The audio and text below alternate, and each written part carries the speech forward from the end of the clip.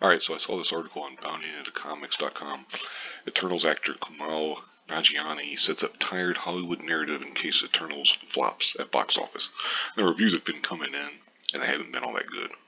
A lot of critics have called it boring and stuff. I think it's probably sitting at 60-some% on Rotten Tomatoes, for whatever that's worth, which isn't very good. But anyway, alright, Eternals actor Kumail Nanjiani, who plays a race-swapped Kingo in the film, set up a tired Hollywood narrative of blaming moviegoers in case the film bombs at the box office. There's a picture of me, and I give him credit for getting all ripped and stuff in the movie. That's cool.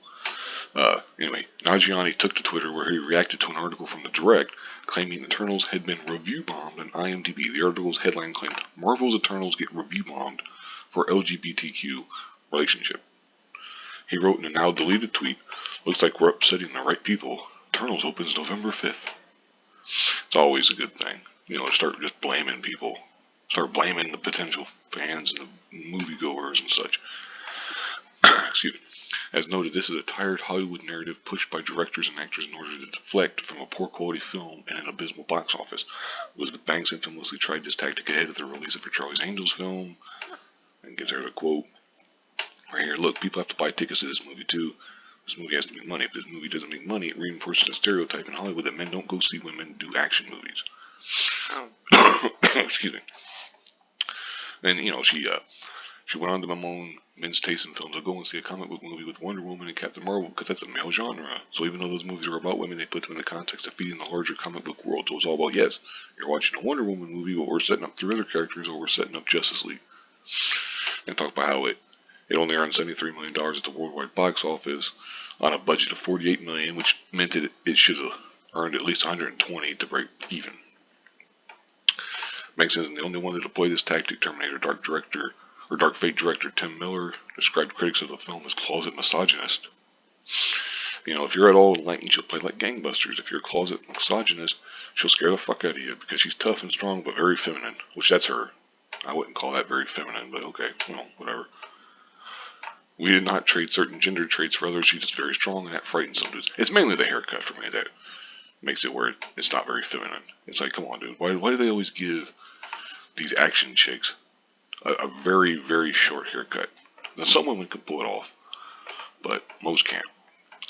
Anyway, after the film's release, Miller blamed Get Woke, Go Broke sentiment for the film's poor box office. He told Kim Masters during an appearance on The Business with Kim Masters there was a lot of Get Woke and Go Broke sentiment that didn't help us. And they also mentioned they were, Ghostbusters 2016 and all that kind of stuff. It's just, when will people, or these actors and directors and stuff, learn?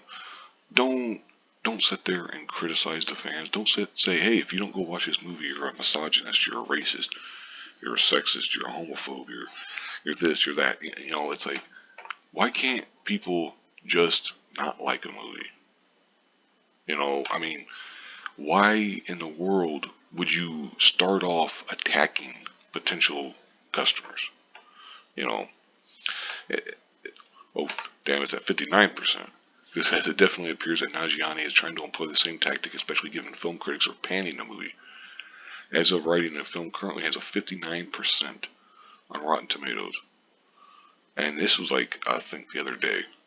It might be even lower now, shit. 2 hours and 37 minutes. That don't freaking help either. I'm so sick to death of these movies being fucking 2.5 hours or even longer.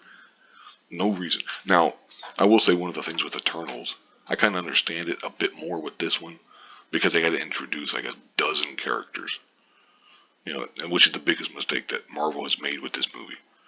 Is they made the same mistake DC made with the Justice League movie, where you've got to introduce all these characters. It's like you got to do it the way Marvel did it, where you have a bunch of solo movies, and then those people team up together. That's how you get the big bucks. And they're doing the opposite. They're making a mistake because nobody knows anything about these Eternal characters. Nobody knows anything about the villains or even though they might like the actors. Like I like Angelina Jolie. I like Salma Hayek. I like Richard Madden. And you can go right down the line and say, "I like this person," but you don't know the characters, and that's the problem. Now the user ratings. However, what's really interesting about Nanjiani's tweets is that the tweet from the Direct that he responded to actually shows that more people were giving the film favorable reviews compared to negative reviews on IMDb.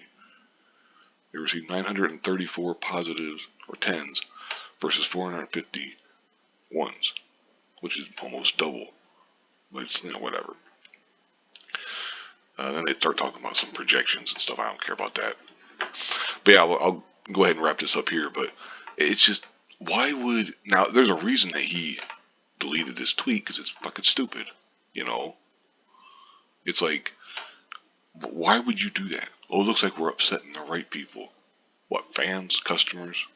It's like, get the fuck out of here, dude. I mean, you want to have success, you can't attack potential customers. It's really simple. It's really easy. Anyway, I'll go ahead and wrap this up here. I've gone almost 6 minutes on this.